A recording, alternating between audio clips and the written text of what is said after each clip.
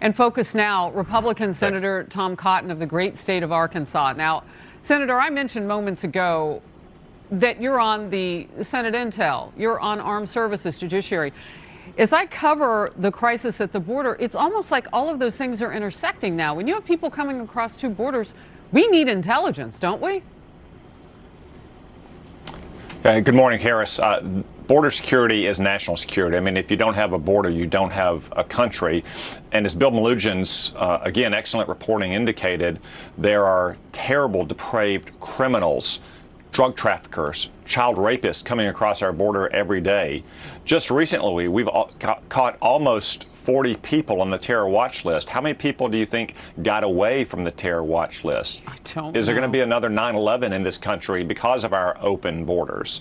So you're right that this is a national security threat, in addition to being a threat to our communities with crime and drugs and threatening the jobs of hardworking Americans. Joe Biden needs to take steps to close our border, to tell people not to come. If they do come, they'll be deported. And there certainly should not be any efforts at immigration reform in the Congress until immigration laws are changed to control our borders. Yeah, and what I also hear you saying, and many other Republicans and some Democrats who I've interviewed, everything has to wait until we can stop the flow coming into this country, because you can't handle what you have right now. So I don't even know how we could prescribe and then pass legislation that would help until we get a handle on it all.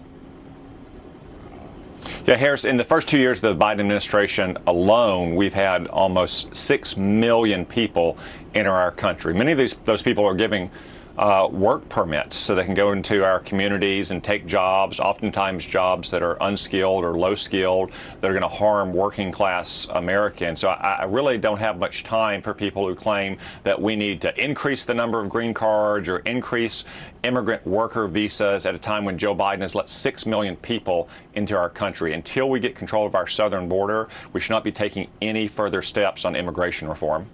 Just one quick one. As we are learning now about the illegal crossings in the last 3 months being more than they were in the last 2 years on our northern border, what are your immediate thoughts?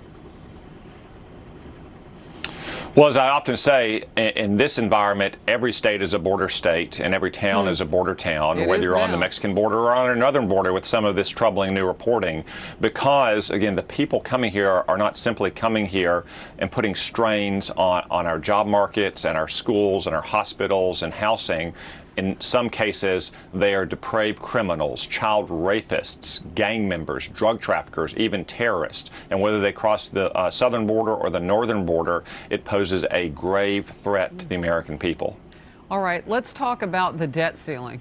Treasury Secretary Janet Yellen has a warning for people. She says it's disastrous economic consequences that we face if Congress does not raise the nation's debt ceiling this summer. Here's what she told Axios. In the event of a default, we'll have a financial crisis, and I believe we would have recession in the United States. Yellen's remarks come as the Biden administration is trying to pressure House Republicans to raise the debt ceiling as fast as possible. However, the House GOP is saying it wants sharp spending cuts to address the debt ceiling. Let's watch together the House Speaker Kevin McCarthy. I want to find a reasonable and a responsible way that we can lift the debt ceiling, but take control of this runaway spending. I mean, if you look at the last 4 years, the Democrats have increased spending by 30%, $400 billion. We're at 120% of GDP. We haven't been in this place to debt since World War II. So we can't continue down this path. So what is the answer to go forward in your estimation? Well, Harris, I agree with Speaker McCarthy. I agree with every House Republican that we shouldn't have a default, but we shouldn't simply lift the debt ceiling without taking some steps to address the runaway domestic spending that we've seen in this country under Democrats over the last couple years.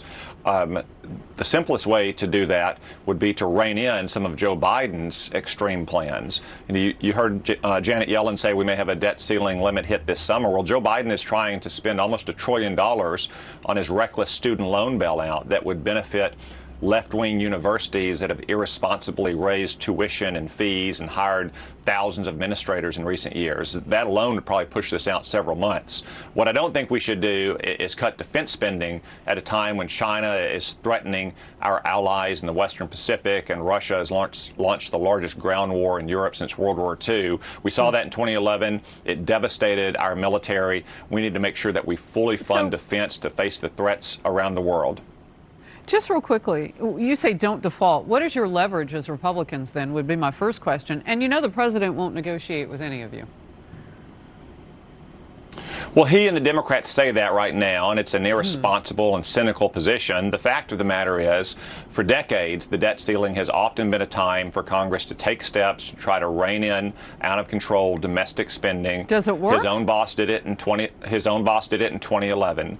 At times it has, at times it hasn't, but there's no time like the present to try to address some of that runaway domestic spending that Speaker McCarthy was talking about. Again, you can't balance the budget overnight when the deficits are so large, but we can begin to take steps forward to try to improve the fiscal picture for our country. Senator Tom Cotton of the great state of Arkansas, it is a big few steps ahead that we have on that subject. The previous one, though, I mean, it seems like we are fast going in the wrong direction like never before with the border. I'm so glad that you were on to talk with me about all of it. Thank you.